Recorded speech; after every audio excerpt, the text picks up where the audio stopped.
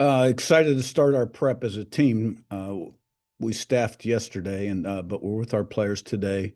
A huge challenge against a great Miami team. Very impressive, really in all three phases. A lot of twitched up athletes playing fast, playing with a nasty edge. Coach Cristobal's done a great job. Offensively, quarterback Carson Beck really playing well. Receiving core impressive, offensive line veteran impressive, running back over 1,100 yards defensively. Really shutting people down, creating turnovers, creating havoc up front. The two ends are a big challenge. Corey's got them flying around, and their teams are good. So, be a great challenge. Great. We'll start with Scott Dockerman. Hi. Hi, Curt. This is Scott with The Athletic. I wanted to ask you about retaining Bob Bostad. What went into that decision? How much did you know about Bob before you elected to keep him? And then what were the conversations like as you built the offense because you hadn't worked with him before? How was the conversations built as to how you were going to work offensive line with your passing structure and running structure? Yeah, I think Bob Bostad was a key addition to the staff. I had known of his name for about 10 or 12 years and his reputation. And when I looked sort of like who was still on who was on the roster in terms of the coaching staff last year, and I saw that he had been the line coach, that excited me. And I offered him, the opportunity to stay right away. And I don't think it took him real long to make a decision. And in terms of the transition with the offensive staff, Mike Shanahan, and at the time, Tino Sinceri, quarterback coach, John Miller, running back coach, Grant Kane, tight end coach, had all been with me at JMU, and I'm involved offensively in the meetings. I think putting it all together was really easy because Bob's a vet, and his philosophy in terms of the run game was aligned with mine and Mike's. And then it was just a matter of, okay, pass pro, what will our calls be? How are we going to do it? What 5-man, 6-man, 7-man protections are we going to carry? And he's just done a tremendous job. He's a great developer. He gets a ton out of his guys. The whole becomes greater than some of its parts. And we've been, very consistent and very balanced between the run and the pass. Great. Next, we will go to Brandon Marcello. Brandon, go ahead.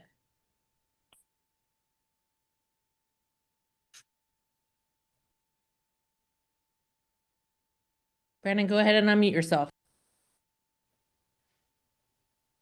There, you got me. Sorry about that. Coach, congrats on the success so far. I was wondering, when you look at developing and coaching players throughout the career, how different is a player, say, in year 2 compared to, say, year 4 or even year 5 when you're coaching them? Well, I think when you're talking about the high school signees, they change a lot between their freshman year and their senior year. And now, their developmental curve is different. Every guy's a little bit different. Some come in more ready to play than others. Some it takes a while to mature physically. Some it's mental. But there's no question about it that, a 22-year-old is a little wiser, older, bigger, stronger. He's had 4 years in the offense, defense, or special teams, and he's a more productive player. How much you think has helped your success here in the early goings there in the first 2 years that a lot of the guys or some of the guys are a little bit older that can help bring along like second and third year guys? No, I think it helps us a ton, but that's what we would look for too. When I came, it was a quick process, a 3-day hiring process. And when I got here, we had 10 offensive starters in the transfer portal, and we had 1 returner on defense. So we were down to 40 scholarships, by day 3. And so, we needed to hit the portal hard. And, we signed 22 guys that had all been 2-3 year starters with consistent production. I knew we had flipped the roster. And then every year, as your high school recruiting builds up, you kind of start to wean down a little bit from the portal. So you'll never be at a point where you don't engage with the portal. And, this year we'll take a few less than we took last year, and we took a few less last year than we did the year before. But I think getting older, mature guys that played a lot of football, if they got the right stuff, which they're not, I'm not bringing them in if they don't, it's an asset. Great. Next, we'll go to Bill Bender. Bill, go ahead.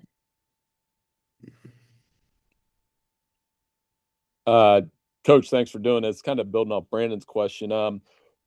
What to you is that perfect balance of guys in the transfer portal and then guys that you have recruited, and how you've been able to develop all of that talent as you get into the next couple of years with your program? Yeah, I don't look at it that way. I think in college football nowadays, you got to win every year.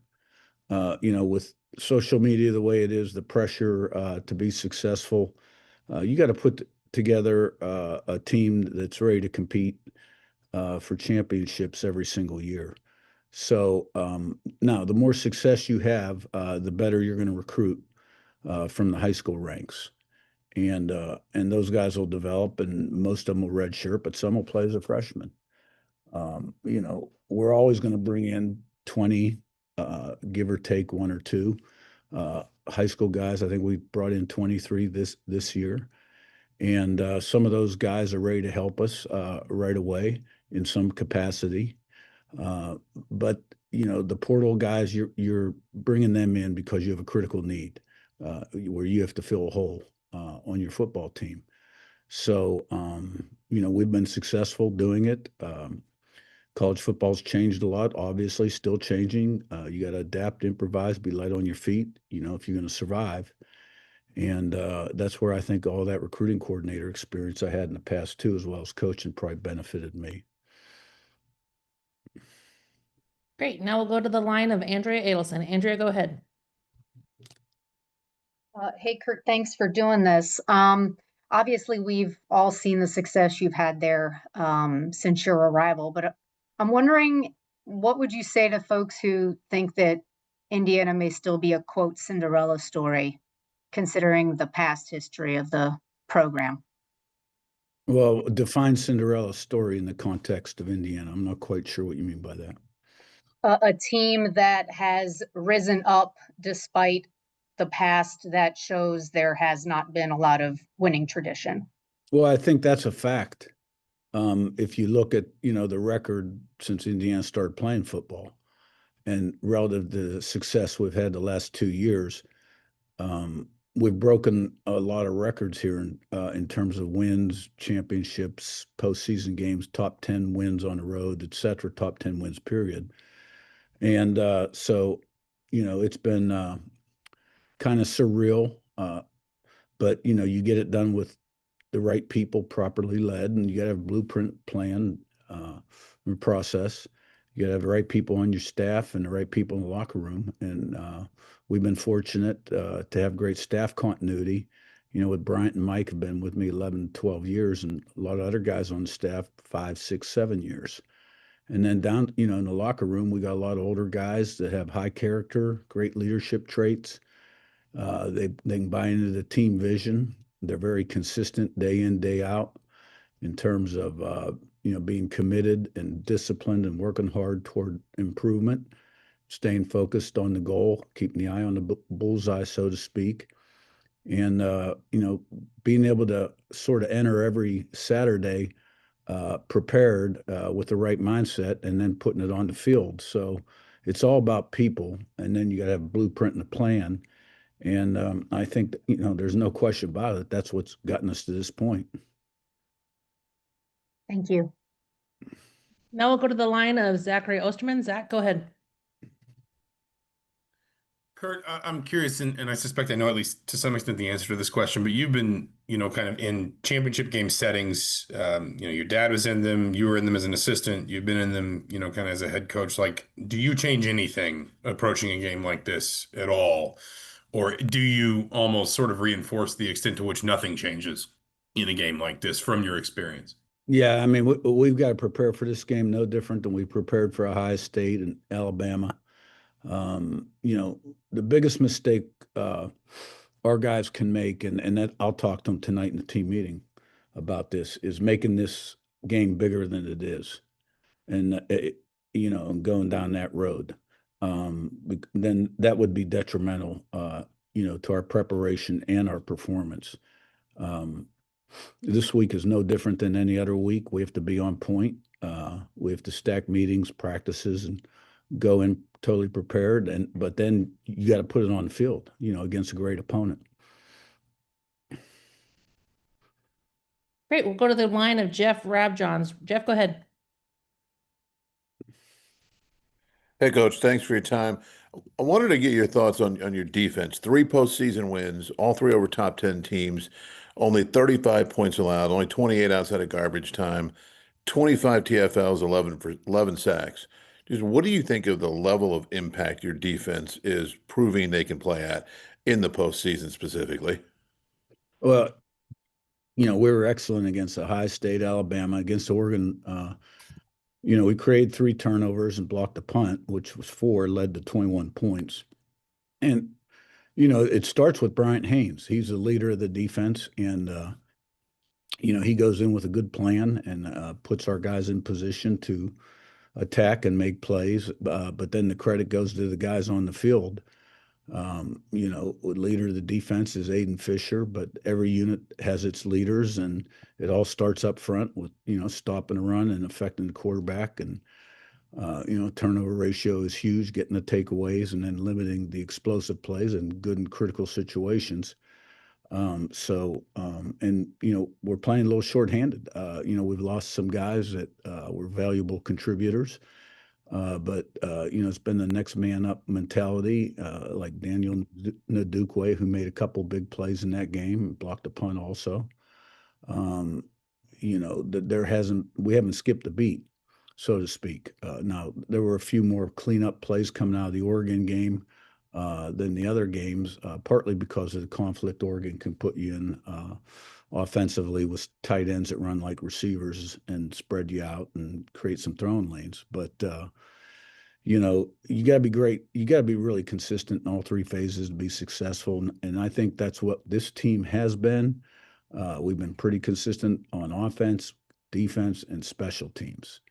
And for the most part, you know, we've played at a high level from play 1 to 150, regardless of the competitive circumstances. Thanks, Coach. Next, we'll go to Michael Nizoliak. Go ahead, Mike. Yeah, Curt, I know your offense has evolved and personnel has obviously changed, but does facing Corey Heatherman add kind of any wrinkles to game planning, given his familiarity with your scheme and Mike Shanahan? And I know you mentioned that he is a bit different scheme-wise than Bryant Haynes is. What's unique about his kind of approach versus Bryant? Well, I think we've evolved offensively since he was my defensive coordinator first 3 years at JMU. We've evolved offensively. Terminology's changed. We do things differently, but his scheme has too. Now, philosophically, you know, in terms of what we think is important, him and I, that hadn't changed. You know, he's going to create havoc up front, stop the run, TFLs, sacks. They got 47 sacks on the year, and he's going to attack. The way he goes about it is a little different than the way he went about it at JMU, but you know, the way we go about it offensively is a little different too. So, you know, I got a lot of respect for Corey. He did a tremendous job. When I hated to see him go, I hold him in very high regard. He's one of the best football coaches I've ever been around. His day in, day out intensity and his commitment to the game is unparalleled. But I was fortunate to have Bryant Haynes on my staff, who was ready to step into that role. And they're a little different because they're different people. And you know, Bryant, you know, likes to do a lot of different things, but we do them well. But the philosophy is still the same in terms of it all starts up front. And you know, statistically, since Bryant's taken over, you know, it's about like it was when Corey was a coordinator. You know, we're always in the top 5 in total defense, 1 or 2 against the run, very high in TFLs and sacks. And but in terms of the schematics, man zone, the kind of blitzes, the fronts, we've changed a little bit, and I've seen Corey change based on what I'm seeing on tape. Next up is Pete DePremio. Pete, go ahead. Yeah, hey Curt, I'm wondering with D'Angelo Pons playing wide receiver, was that game specific? Did you think about doing that during the regular season? And have you ever played a guy two ways? And if not, would you? That was specific to a certain situation and down and distance in this game, that against Oregon, this past game. He's a tremendous athlete. He's got great start, speed and quickness. He's a baller. And he went in and executed the play perfectly, and they gave us the look where we would throw the ball and not hand it off. And then he outran him to the perimeter and got the first down. He was a high school quarterback also. And there's a lot of things he could probably do. And we'll see how much we use him over there this week. All right, we'll go to the line now of Adam Rittenberg. Adam, go ahead. Hey, Curt, appreciate your time. You mentioned being a little shorthanded defensively. How are you guys doing just from a health standpoint, freshness standpoint, Kamara and others going into this game on Monday? Yeah, we came out really good, and everybody that played in the last game will play in this game. And just really quickly, what do you think the legacy of the guys you brought over from James Madison will ultimately be at Indiana? And has there been anything that they've done or continue to do that surprised you at this point? Well, I think they've been a big part of what's transpired here, especially year one in the transition. We had a lot of guys decide to stay. They had the right stuff. A lot of new guys, the JMU guys, probably represented about half of the transfers we brought in December. And they were probably able to answer some questions for the new guys, the returners too, in terms of how we do things and about me and the other coaches. So in terms of their legacy, I don't think that book's final chapter's been written yet. And when it has been written, then I think we'll all have a clear idea. Thank you. Next, we'll go to Sammy Jacobs. Sammy, go ahead. Coach, thanks for doing this. I wanted to ask about Pat Coogan and how easy it makes it in film to hammer home that you finish the play when he's 20 or so yards downfield jumping on a fumble. It's the second time he's done it this year. Just how does that help the philosophy of your team? Well, he's a winner. Pat Coogan's a winner. And but we got a lot of guys like Pat Coogan.